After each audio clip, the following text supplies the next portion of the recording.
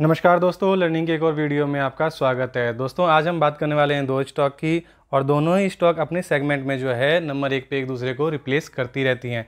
तो चलिए जल्दी से अपने वीडियो शुरू करते हैं और देखते हैं पहले स्टॉक का नाम। दोस्तों आज हम बात करें पहले स्टॉक जो है वो है रिलैक्सो फुटवियर लिमिटेड, जो कि ट्रेड कर रहा है 929 के आसपास। जी हाँ दोस्तों, आप देख सकते हैं आज इसने करीब करीब 0.78% की तेज़ी दिखाई है। वहीं अगर हम बात करें 5 दिन की, तो 5 दिन में इसने करीब करीब 30% के आसपास की गिरावट दिखाई है। वहीं अगर हम एक महीने की बात करते हैं तो एक महीने में इसने करीब 100% के आसपास की गिरावट दिखाई है। वहीं अगर हम 6 महीने की बात करें तो 6 महीने में इस स्टॉक ने करीब 20% की तेज़ी दिखाई है। वहीं अगर हम एक साल की बात करते हैं तो एक साल में रिलैक्सो ने करीब 9% के आसपास की जो है वो गिरावट दिखाई है। वहीं अगर हम बात करें 5 साल की, तो 5 साल में इस स्टॉक ने अपने इन्वेस्टर्स का पैसा जो है डबल करके दिया हुआ है। 119% के आसपास की जो है वो तेज़ी दिखाई हुई है। और ये तेज़ी जो है शुरुआत की आप देख सकते हैं, उसके बाद जो है इस स्टॉक ने जो है गिरावट दिखाई है, और ये समय जो है बेस्ट समय है इन्वेस्टमेंट करने का। वहीं अगर हम इसके मैक्सिमम रिटर्न की बात करें तो मैक्सिमम रिटर्न आप देख सकते हैं 6450 के आसपास का इसका रिटर्न है। चार्ट पैटर्न भी बहुत ही सुंदर है, और अभी ये अपने हायर लेवल से नीचे ट्रेड कर रही है। बहुत ही बढ़िया टाइम है इसमें इन्वेस्ट करने का। चलिए इसको कुछ फंडामेंटल चेक कर लेते हैं। जैसे देख सकते हैं हम, इसका फंडामेंटल जो है रिजर्व और सरप्लस पहले 1092 हुआ करता था, उसके बाद बढ़कर 1247 हुआ, उसके बाद बढ़कर 1540 हुआ, उसके बाद धीरे धीरे बढ़ते बढ़ते आज की डेट में इसके जो है रिजर्व और सरप्लस 1829 करोड़ के आसपास हैं। वहीं अगर हम लॉन्ग टर्म बोरिंग की बात करें तो लॉन्ग टर्म बोरिंग जो है इस कंपनी के ऊपर जीरो है। वहीं अगर हम शॉर्ट टर्म बोरिंग्स की बात करते हैं तो शॉर्ट टर्म बोरिंग्स भी जीरो है। अगर हम कैश और कैश इक्विवेलेंट को देखते हैं तो कंपनी के पास वो भी ठीक ठाक होना चाहिए।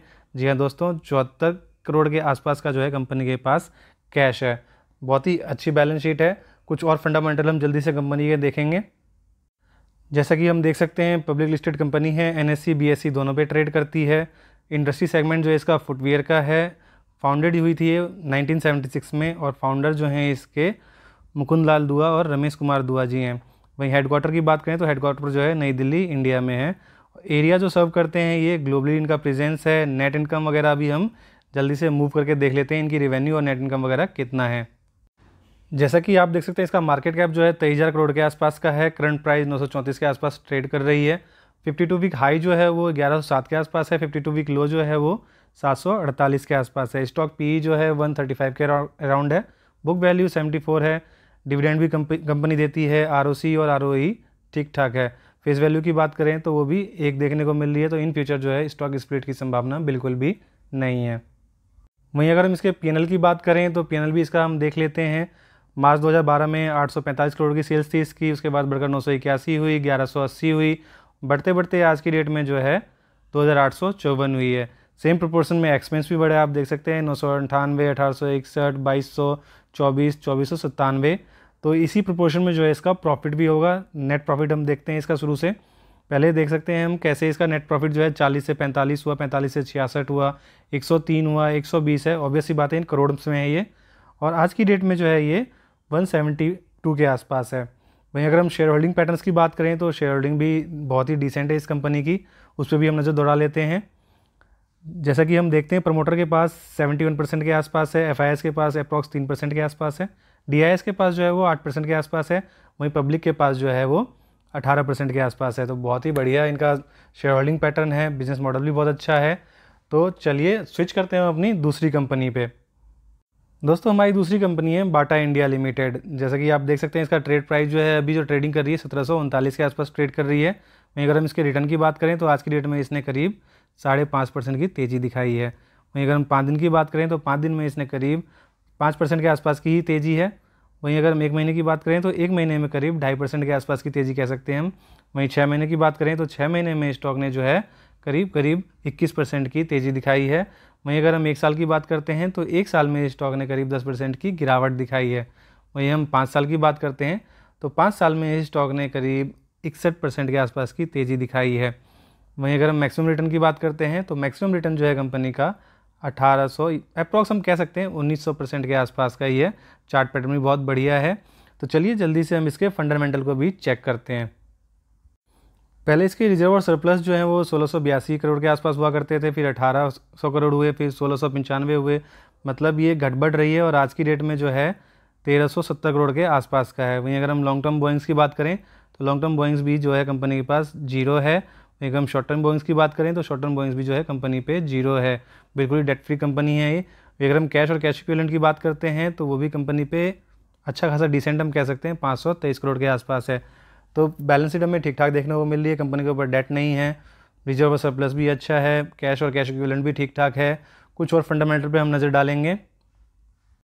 मार्केट कैप आप देख सकते हैं कंपनी का 22,000 करोड़ के आसपास है। करंट प्राइस हमने अभी देख ही लिया था 1747 के आसपास है। वहीं 52 वीक हाई की बात करें तो 1985 है, लो की बात करें तो 1381 है। और स्टॉक पी जो है हमारा 72 के आसपास का है।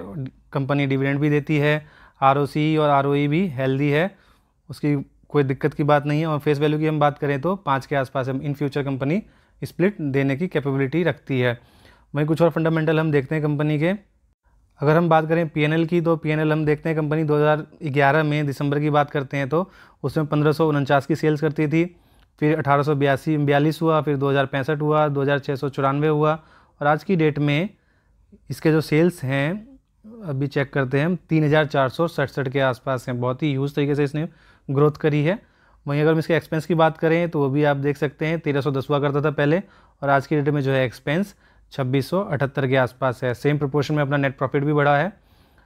जल्दी से उस पर भी नज़र डालते हैं हम। पहले इसका 329 के आसपास हुआ करता था और आज की डेट में जो है वो 311 है। मतलब हल्का सा फ्लक्चुएट हुआ है कंपनी का जो प्रॉफिट है, बट बिजनेस जो है इसका बहुत ही बढ़िया हो रहा है। अगर हम शेयर होल्डिंग पैटर्न्स की बात करते हैं तो उस पर भी हम आके देखते हैं कंपनी का शेयर होल्डिंग पैटर्न जो है वो कैसा है। प्रमोटर के पास जो शेयर्स हैं वो 50% के आसपास हैं, FIS के पास 6.5% के आसपास हैं, DIS तो भर भर के इसमें घुसे हुए 30% के आसपास हैं। बहुत ही फेवरेट कंपनी है DIS की। वहीं पब्लिक की बात करें तो पब्लिक के पास जो है वो 13% के आसपास है। तो very well maintain balance sheet की दिख रही है। कुछ और डिटेल्स हम कंपनी के देखेंगे। बाटा की बात करें तो टाइप इसका प्राइवेट कंपनी है। इंडस्ट्री जो है इसका शू मेकिंग वो हमने देख लिया था, फुटवियर कंपनी में है ये। वहीं फाउंडेड जो हुई थी ये 1894, ऑस्ट्रेलिया की कंपनी है। जी हाँ दोस्तों, इंडिया की नहीं है, बट इंडिया में भी लिस्टेड है। आज की डेट में उसे हम चेक गणराज्य कहते हैं, चेक रिपब्लिक। फाउंडर जो है इसके एंटोनिना बाटा, इनके नाम पे ही बाटा पड़ा हुआ है इसका नाम। वहीं हेडक्वार्टर की बात करें तो स्विट्जरलैंड में है। एरिया सर्व जो है ये मतलब वर्ल्ड वाइज का ग्लोबली बिजनेस है, बहुत ही अच्छा खासा ये बिजनेस रखती है। तो दोस्तों कंपनियाँ ये दोनों बहुत ही बढ़िया है, आप इसके बारे में ज़रूर विचार कर सकते हैं। वहीं जिस सेगमेंट में कंपनी काम करती है आप देख सकते हैं उस सेगमेंट में जो है ये नंबर और 2 पे कायम है। जी हाँ दोस्तों, ये एक दूसरे को रिप्लेस करती रहती हैं। जैसे हम रिलैक्सो और बाटा की बात करें, इनका मार्केट कैप आप देख सकते हैं बिल्कुल ही आसपास है। एक का 23,000 करोड़ के आसपास है, दूसरे का 22,000 करोड़ के आसपास है। तो कभी रिलैक्सो फर्स्ट पे आती है, कभी बाटा फर्स्ट पे आती है। ये दोनों की दोनों एक दूसरे को कम्पीट करती रहती हैं और नंबर 1 और नंबर 2 का ताज एक दूसरे से जो है वो छीनती रहती हैं। तो इसे हमें ज़रूर कंसिडर करना चाहिए, इसको ज़रूर स्टडी करना चाहिए, इनकी वेबसाइट पे जाना चाहिए। इनका बिज़नेस मॉडल जो है दिन ब दिन जो है इनका जो बिज़नेस वो बढ़ेगा ही, क्योंकि पॉपुलेशन जो है वो बढ़ती जा रही है। तो फुटवियर सेगमेंट जो है इसे काफ़ी ज़्यादा ग्रोथ करेगा। अगर आपको लगता है कि इन कंपनियों में जो है ग्रोथ बचा हुआ है और आगे जाके ये मिड कैप से लार्ज कैप कंपनियां हो सकती हैं, अपना बिजनेस जो है अच्छे से ग्रो कर सकती हैं, तो इनकी वेबसाइट पे जाइए, इनके बारे में समझिए, इनके मैनेजमेंट को समझिए और फिर आप अपना नेक्स्ट स्टेप उठा सकते हैं। तो दोस्तों इन्फॉर्मेशन अच्छी लगी हो तो वीडियो को लाइक करें और चैनल को सब्सक्राइब करें। मिलते हैं हम नेक्स्ट वीडियो में।